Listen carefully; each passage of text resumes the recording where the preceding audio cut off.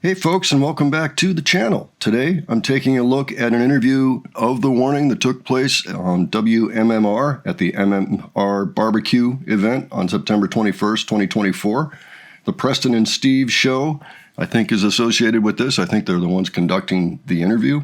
This is outdoors, and it's interesting we never got to this one last year. There were a lot of interviews coming out around that time, so maybe that's why. So I thought it would be fun to take a look at it now. It's a fairly recent interview. This happened maybe 8 days after Adrian and I got to see them in concert in Boston at Big Night Live. So looking forward to checking this out. If you're not already subscribed to the channel, just know that I do a lot of non-music content here for artists that are touring, and that includes The Warning. If that interests you, please subscribe. All right, let's go ahead and check this out. Thanks for being here. I have to point out, while we were playing the song, you guys just can't help it. You were drumming along on the table. You were singing along to your own song. I guess it's just natural, right? It's a chance to rehearse. So just kind of go through it before the show. There you go. You guys sang along as well. So Do you ever find yourself getting caught off guard and going, these guys are good? Oh, it's us. Yeah. not really, but you know, when we hear it like on speakers, it's like, that sounds so much like me, but it's not like In fact, you could pass for you. Yeah, I know. Hey, I want to point out something I read the other day. I believe it was not that long ago, 10 years ago, that viral video of you guys performing under Sandman went nationwide, worldwide, and took over, and obviously started you guys down the path to where you are today and continued to rise in popularity.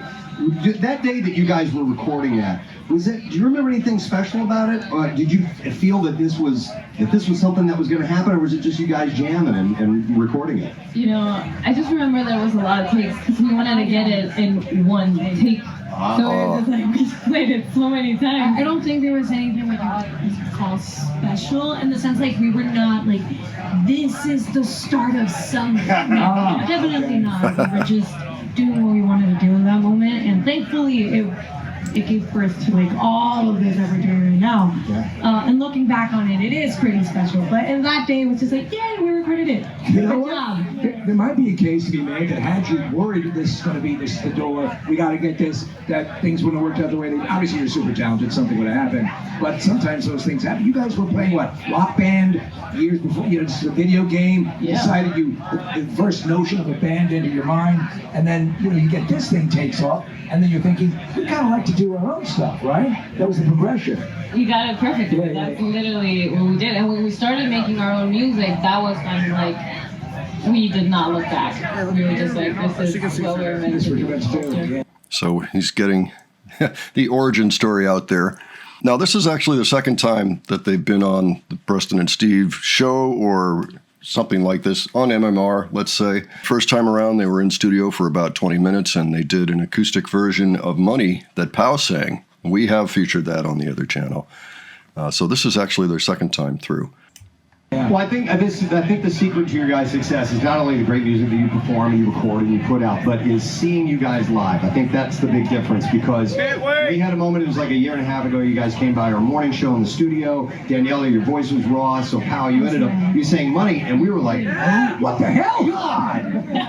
And that video took off too, because people hadn't seen you guys doing that acoustically with Pal, you doing the lead vocal, right. So that was kind of a cool thing. And now I'm watching, I follow you guys on Instagram, and you're just as rock star can get. You guys got this thing down pat. But I think once you make that connection with people live, that makes the difference. I have a feeling you probably understand that, right? Oh yeah, no, we love our live shows as part of what we do, and connecting with people through our music on stage is the best feeling ever. And we really do pride ourselves in rehearsing on giving the best show possible every single show. We work a lot on our live shows, so we really are very proud that we get to have we're a good live band. At least we try to be. Yeah, it's very obvious that they put the time into it. They don't just rest on their laurels. They always make sure that they're ready. You can see the fans right here. People were blown away when you came on the show, and we were like, I remember we were blown away, but I'll tell you what, you have a hardcore fan in one Preston Elliott. Yeah. In fact, we'll be doing the show, and I'll hear your music as he's watching YouTube videos of you guys across the way. Well, I'm a drummer, Pal. I'm like a diehard fan of yours. Thank you. And you've won so many great awards this year. Modern Drummer. Modern Drummer. Yep. Drumeo. Drumeo. Drummer of the Year. Yep. That's impressive. How does that feel getting these accolades? I'm very honored. I feel kind of like imposter syndrome. Maybe like, oh my god. And I know that I've been playing the drums for like 14 years, no, like 16 years. So I mean, okay, I've been doing it for a while, but still to be recognized and to be called out that I'm like doing a good thing, like my job is very, I feel very grateful for it. Well, and so Just worth noting, and I know there's some background noise here. Maybe that's why we didn't feature it last year. I'm not sure. Seems like they should have had a direct feed instead of somebody in the audience taking the shot. That's Rudy, of course, to the right of Pau, and behind him is Charles. I'm not sure if Charles is on this tour or not. especially with those publications, because we're talking about drummers of all that, like jazz, funk, pop, rock. Everybody sees that, so you've really blasted into that world of well-known drummers now. So congratulations. Thank you. I wanted to ask, when you guys are when you're writing your material, because the new album is just chock full of awesome songs. Is it all collaborative? Do you guys some write your own? You know, like Daniela, do you write your own song? How do you write your own song? Alejandra, does it work that way, or is it all collaborative? It's all collaborative in the moment that we're in the studio and just really rockifying everything, but we do have, like, usually Pau starts the songs on the piano or on mood boards, on themes. We do each have a little bit of that as well, but like... The songwriting process is such a specific thing that at the end of the day, each person that touches the song eventually becomes a songwriter. I mean, some people are like, what did that person even have to do? Like, we have this song, Famous Baby, who just got nominated for a Latin Grammy. And Hunter producer Robert is on it, and he's like in the writer's credits, and people were like, he doesn't even speak Spanish! That's like a lot more to songwriting than just writing the lyrics. So the three of us really, it's just a big teamwork process, and we do great at it, the three of us together. I wanted to ask, because you guys you're such rock fans, and Queen and AC/DC and Pink Floyd and the whole menu. Yeah, that's actually why I think so many people love their music. So many older people that were around when all those bands were in full force. That's what really makes them stand out. For those wondering about the whole Warning phenomenon, that there is the key. That's why people get such an emotional response to their music. It sounds a lot like classic rock, a lot of it influenced by classic rock. It doesn't sound like a specific song. It just sounds like it came from a similar sensibility with some newer aspects added. Games you were raised on. As you are writing, and you are so dialed in, and you're such fans, do you ever encounter, have I heard this before? Is this a hook that you know what I'm saying? Because I just think by natural osmosis, stuff like CK, you guys are so original with what you're doing, that might be something you're double checking yourself over. It does happen.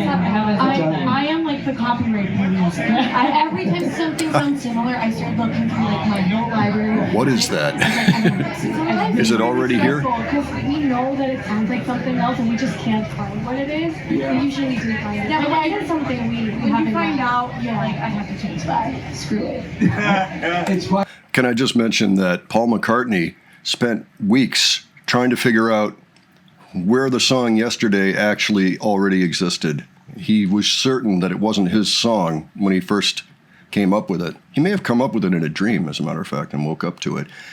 But in any case, he didn't have the words, but the melody, he was certain that it came from some other song that existed, and no, it hadn't. So that happens too. You know, so it can drive you nuts as a songwriter, wondering, does this exist or not? You know, am I going to put this out and then somebody's going to come out of the woodwork? Oh, right, that does sound like that, doesn't it? Funny though, because so many things, and you know, we Preston reports on them all the time because he does the music news on the show as well, about these lawsuits that come up. Well, that's not even close, but you got to be careful, right? Some people do go out on a limb sometimes. So you gotta be careful. I wanted to mention this real quick because I was going by and meeting the people that were here in the crowd, and I came over to this group of people. I'm saying hi, and I realized, hey, they have no idea who I am. I'm just a local DJ here in Philadelphia, and that's because they traveled from Massachusetts just to see the Warning. There you go. What's that?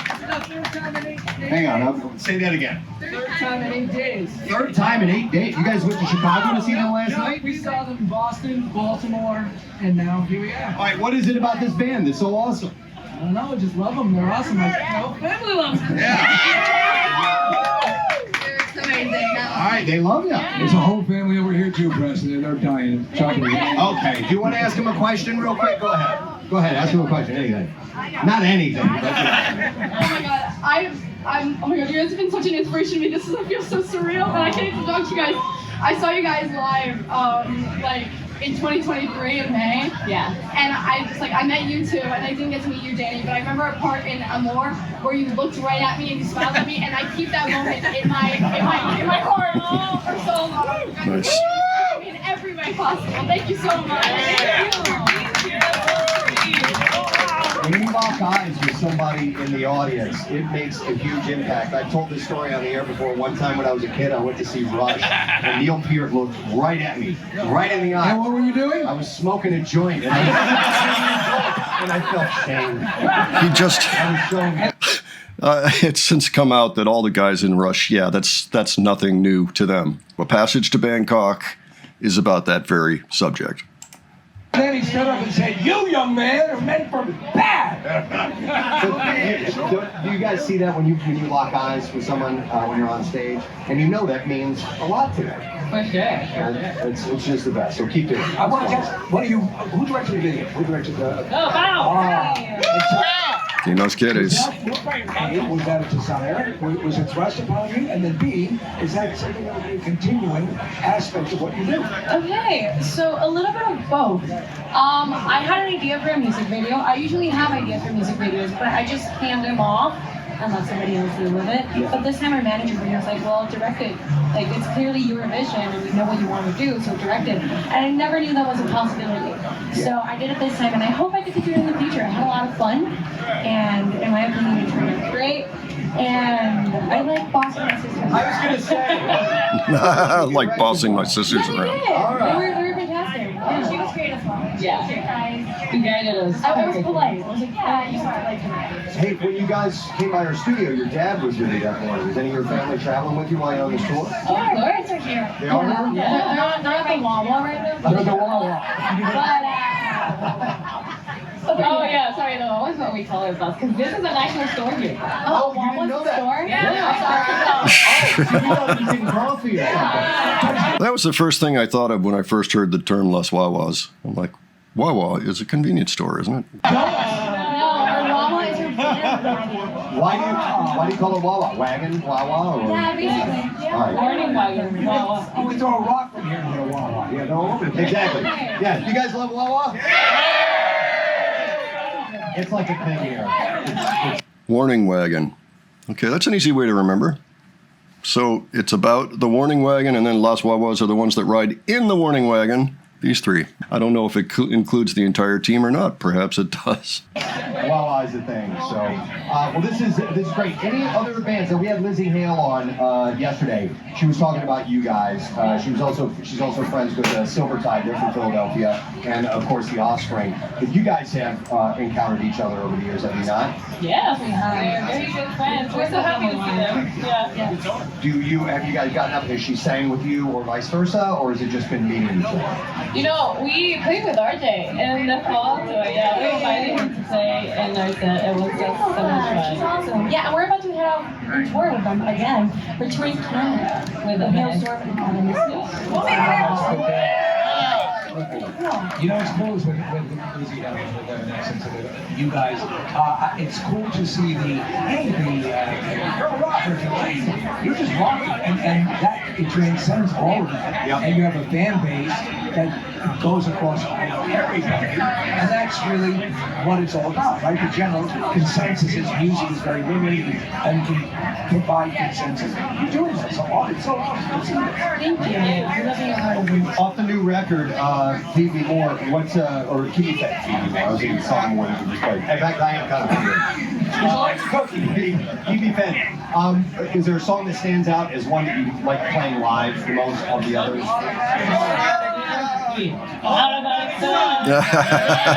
Yeah, pretty well established early on. Okay, it's just got the energy. It's so groovy but heavy at the same time. I feel like it's very fun to play. It's just a good song. Like, I don't know if I should sing this because we wrote it, but it's okay. If it's true, let me ask you, can you just... I like the way that Danny's head moves at the beginning of that song every time. It's always I can't do it, but it's clear. Yeah, she's vibing on it, and well, she should. It is a groovy, funky, heavy song. As the phrase that and you put it on it, or how did... Actually, yes. We were trying to do a one-liner because Yeah. We wrote like 3 versions of the song. The only thing that was the same for different versions was the phrase automatic sense and the riff, and then it just kind of became that. Yeah. Nice. All right, well, we're looking forward to it. So obviously we're going to hear that one tonight. You guys love playing it. Now, I don't know if you want to tip your hand or not, but I know you've been playing your version of Inner Sandman. You have a really cool tweaked version that you've done. You know that's going to be... Quiet! We don't know? Quiet! They got no music. Brian's Metallica shirt is we haven't done that yet. I like what you did with it. It's a No real pressure. cool Thank you. So, excellent. Well, we'll let you guys go and get yourself set for performing on stage today. Yeah. Give it up, everybody, to Warner! Yay! We'll take a break and come back. And the fans go wild. That was exciting. It was a nice little interview there. It would have been nice to have something a little bit more dedicated to the actual interview itself. This seems like we were lucky to get the interview at all. This looks like a fan camera, and this is the only version of this that I can find anywhere. I mean, this particular camera, I guess it was a lucky thing. Maybe it was broadcast on the radio. Perhaps that's what's going on. Maybe listeners were listening to this at the same time. If you happen to know about that, let me know too. I'm just curious. Were they doing regular programming at that point, or was it, I mean, it says on-air interview, so... Oh, shout out to Athena, who is the girl who talked to them. Athena, that wasn't a question. I'm sorry, that doesn't count. No, I'm kidding. Of course, it was really cool that you got to interact with them on that. That was a nice moment. Yeah, so I would say September 2024 went very, very well for this band. Everywhere they went, they slayed. I mean, they're still doing that, but it's nice to see it as it's actually happening. Now I wonder if there is footage of them actually performing on that day. Yeah, so it looks like they did a 45-minute set, and it may have even been fairly well captured. So maybe we'll take a look at this sometime on the other channel. Just out of curiosity, this is one show I've never taken a look at. I mean, there's quite a number of those, as you can imagine. They've been busy. And it's hard to keep up with them sometimes, even with 2 channels that are featuring a lot of warning content. So I think maybe I will keep this in mind. If anybody's got a favorite from that particular concert, in case we just do one song, why don't you let me know in the comments below. Let me know if you were actually in Camden that day to see the interview, or if you heard it on the air. And if you have other suggestions for me as well, whether it's from this particular tour from the fall of 2024 or really any other time, leave those below as well. I'm always looking for interesting content, and so anything you can provide would be amazing. All right, and if you enjoyed this video, please give it a like, and if you enjoyed the presentation, please subscribe. All right, thanks so much for joining me today. I'll catch you on the next one. All right, take care, folks.